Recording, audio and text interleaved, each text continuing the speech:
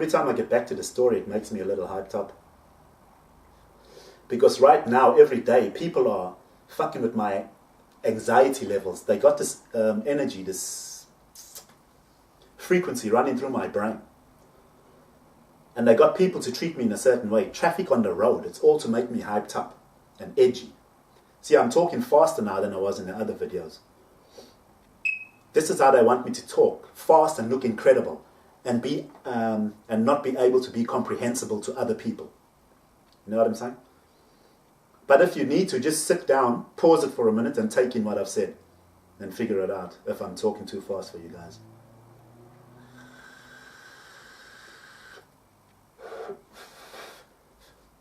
I'm trying to get the story done before they actually really fry my brain, and I can't tell you properly. So I'm feeling a bit anxious about it.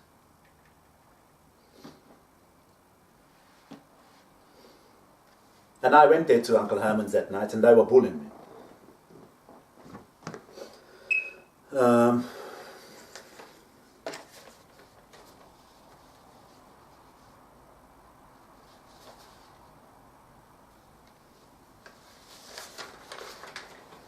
I was talking to Herman outside the front there next to his vehicle, and Noel was there, my stepdad. Yeah.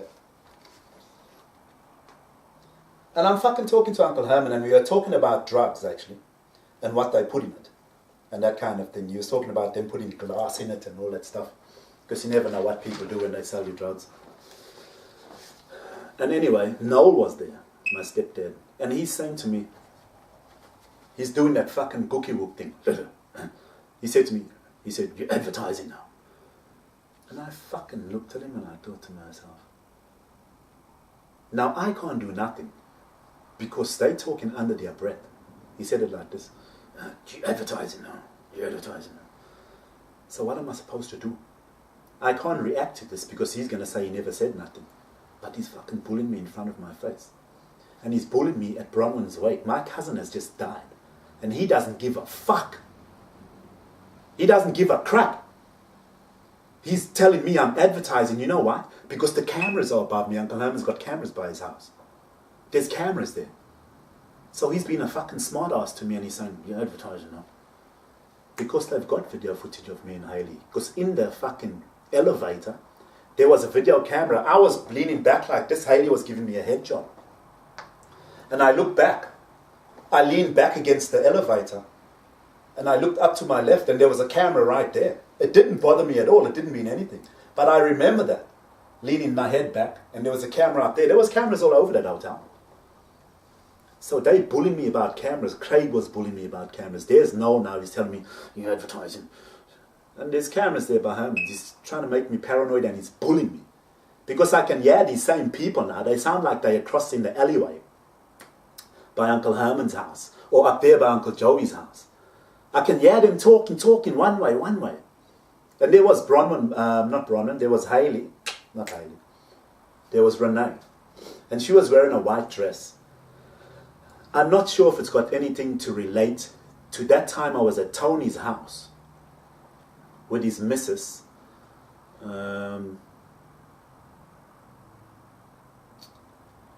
That he got married to that same time. I was at Tony's house. Uncle Larry picked me up. And we invited, and Haley was wearing a white dress, and Haley was pregnant, and I didn't know. That's the night she said that I put my hand on her belly and said congratulations or whatever. That's bullshit. That never happened. It didn't happen at all. Tony didn't tell me that. That didn't happen. That was a lie. But anyway, I don't know if that's relative to that night when I went to Tony's house, because Haley was in a white dress and she was pregnant. Now, I think at this time, Renee might have been pregnant, I'm not sure. But Renee was standing there in a white dress and an outfit, and Renee didn't really talk to me. You know, and me and Renee, we usually talk, well, as far as I know, the last time I saw her, but with so much crap going in my life and behind the scenes, people don't treat me like they used to. You know what I'm saying? I don't know what's going on behind closed doors. I've got an idea. I know now what's going on. This is why I'm telling the story. Because I didn't know this was going on. So that's why I'm telling people that I was clueless. I didn't know this was happening. If I knew this was happening, I would have went, hey you, come here. We need to talk. You know what I'm saying? But no one tuned me nothing. So now I've got to tune everybody. So I'm not sure if that was Renee trying to relate to the time with me, Tony, and Haley at Tony and him's house.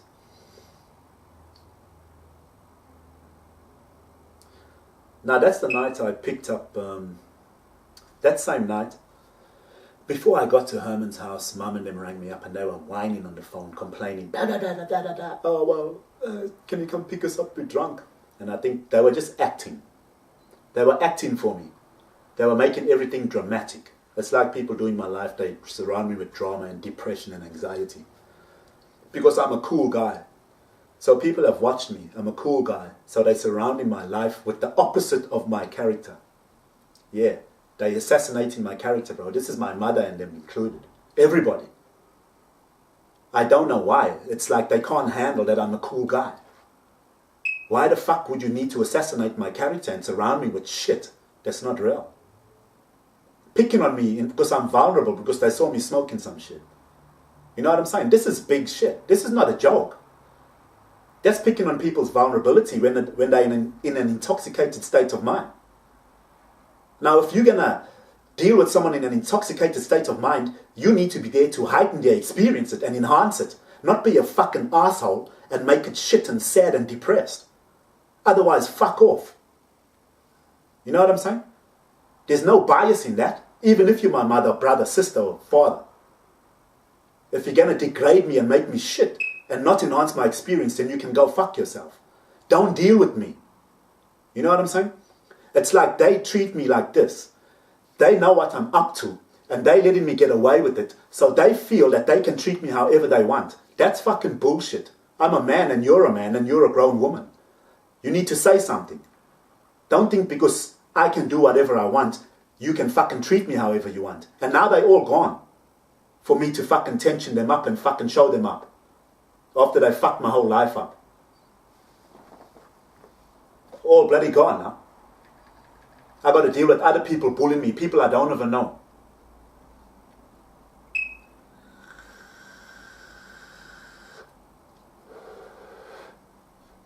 So I went to Uncle Herman's that night. I told you the story just before. I met Rion's missus. Nice lady, very nice. I saw all the people there. But I didn't see the young guys, Lloyd and all that there. I think that the grown-ups and that, I think that everybody didn't think I was going to come there. Because I don't know what these younger boys think of me, having a baby with my cousin. As far as I knew, everything was fine.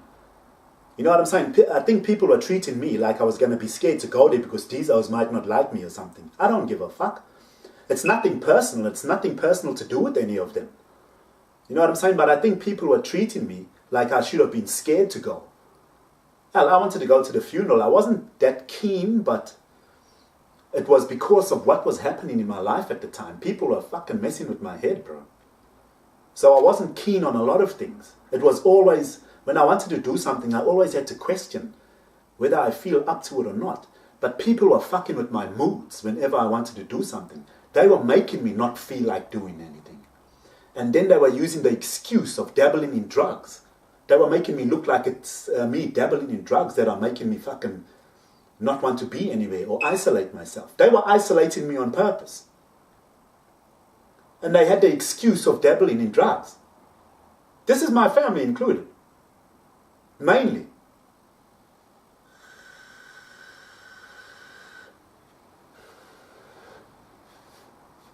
They think I'm a freaking, I like young girls and all this shit, bruh. I'm a rapist and all this, and a pedophile. These people talking to me were talking to everybody else, but telling them to bully me and show me up. So they've taken everything away from me, and now people are showing me up. My brother with his house and all that included. Noel with his Hilux. I didn't know that they were showing me up, except. But they were part of my demise, taken from me. So how the fuck can you show me up? Don't you feel like a puss? Don't you feel blind? How can you show me up when I'm not even competing with you and they've taken everything away from me to compete with you with? So how do you feel? I'd feel like a swacko. I'd be like, nah, I can't compete with this, so everyone's taking everything from him. I'll feel like a cake. How? Then they showing me up, except. What's that, man?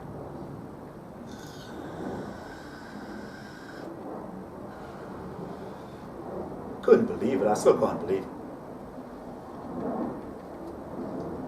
I still can't believe it. I still can't believe how they shot me, man.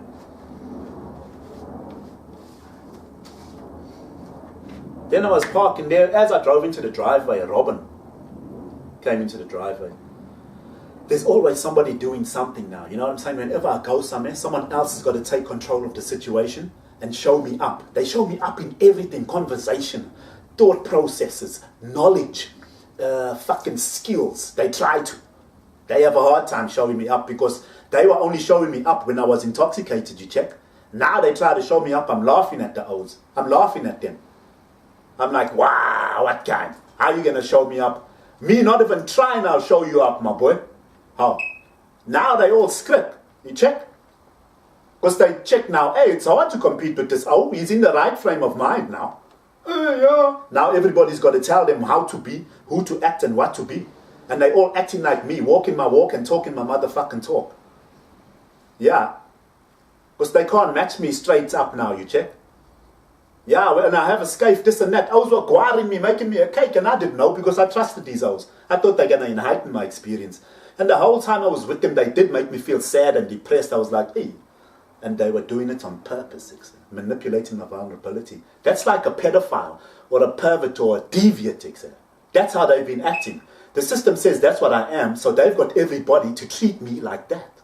That's what they do right now, today. It's happening.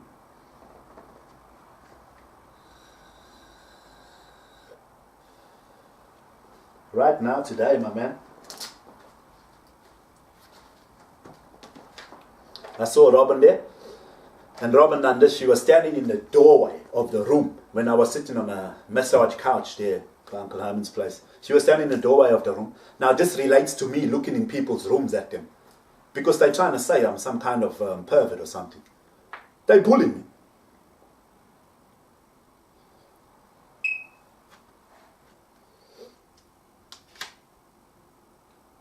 I didn't feel uncomfortable when I was there talking to Herman and Alma and all that thing. Because I didn't know all this was going on. So I still felt myself. I still feel myself today. I always feel myself. Doesn't matter what state of mind I'm in.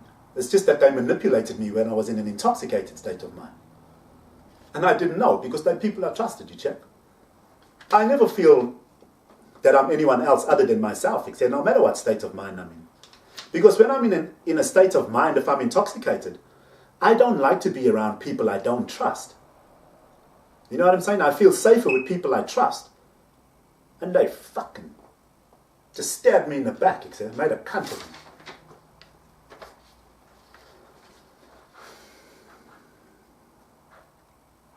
So that's the Bronwyn story. Shame, you know, my cousin. My cousin, like I said, you know, she needed a real man in her life. Not that old. Then afterwards, after she died, now he fucking sent me those photos. He didn't even apologize to me, huh? He didn't even apologize to me after Bronwyn committed suicide. You know what he done? He sent me a message on Facebook saying, you know those photos and videos I sent you? Can you send me a copy of them, please? This guy asked me for copies of those dirty shit back. Little rat motherfucker. You know what I'm saying? He didn't even apologize to me and go, hey, sorry, you know what? I didn't know that was your cousin. Sorry, bruh. Hey, I'm sorry, man. You know, my condolences. Nothing. That's what a real man would do. I got nothing from him. How come you don't think that's your duty of care to yourself as a man? You're acting like a puss. Who am I to you? Someone you can just fucking walk over whenever you want. You know what I'm saying? Who am I to you? You're just going to play me for a fool and it's okay. Because who am I? I'm asking that question because I want to know what you think of me. If you think you can just treat me like a fucking cake and a cunt and you can just walk away and that's okay. I want to know why you got that perspective. I want to know why you think that's okay as a man.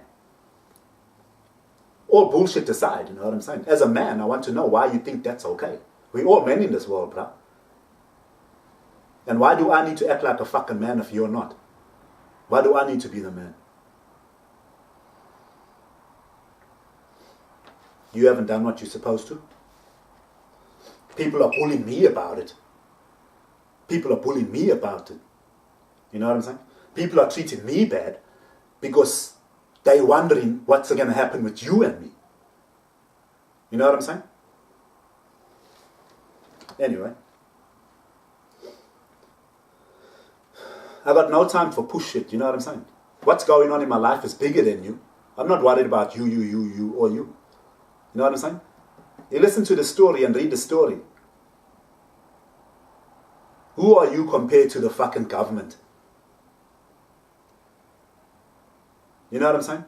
You on the level down here, and they got you to act and be a part of my demise. While the toppos are there doing nothing. They don't have to do anything. They've organized, it's all come from the top. And they came down to normal O's like you all to act like cakes. Come around and bully. You know what I'm saying? You know how high this goes. Okay, moving on.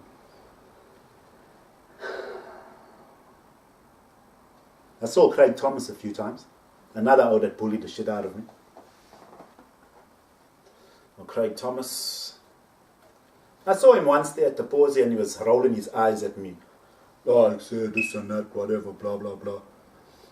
And then another time I asked if he said he was hungry, so I offered to buy him food. And I said, the shop's up the road, yeah, if I buy you a chow, I got $10, you know. And I kept saying to him, I'll buy you a chow, and he kept dodging the question and talking crap to me. So. And he vied inside the house, and he made toast and he burned toast. He was fucking bullying me, because I was offering him to buy him a chow with my last marcher. And he was basically saying to me, yeah, fuck you. He's making a cunt of me. He was making a cunt of me. I saw him not so long ago, he still made a cunt of me. But then, this was 2015. I didn't know this. These guys are making a cake of me. I stopped seeing Ken from next door, the drug dealer there in the Hermans West flat. Because the one Indian auntie down there, she tuned, you know, he's trouble and that there and whatever. Don't worry about him. But I stopped seeing him because he was treating me like shit. He was talking to me like shit. His missus was treating me like shit. And they were all giving me crap, so I stopped seeing him. I thought, fuck you. He's a drug dealer. Now, Hermans West guys knew that he's dealing drugs. Everybody was letting him get away with it. I'll tell you something that happened with this guy. Now, Ken, they were all making a noise at the towers, right? Making a noise everywhere. For me.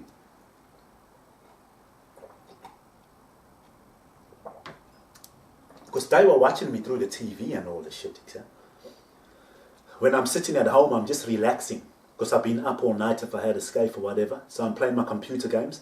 They were all making a noise, except switching on the alarms.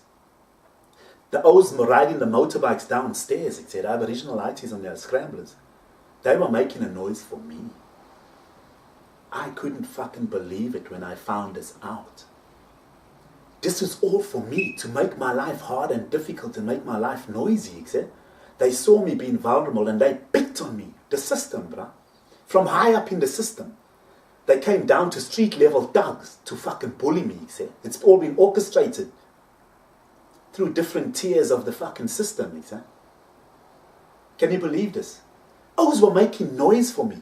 They started fires down in the bushes. It was all for me. They switched on the alarms in the house for me. To bully me. Me, I'm the important guy to get treated like shit, except the rapist, pedophile, pervert, dog. This guy, Ken, him and this old lady, he used to, Cindy. Cindy and her sister used to stay next door to Mum and myself. Yeah? You know what they were doing? They were making a noise for me one time, except.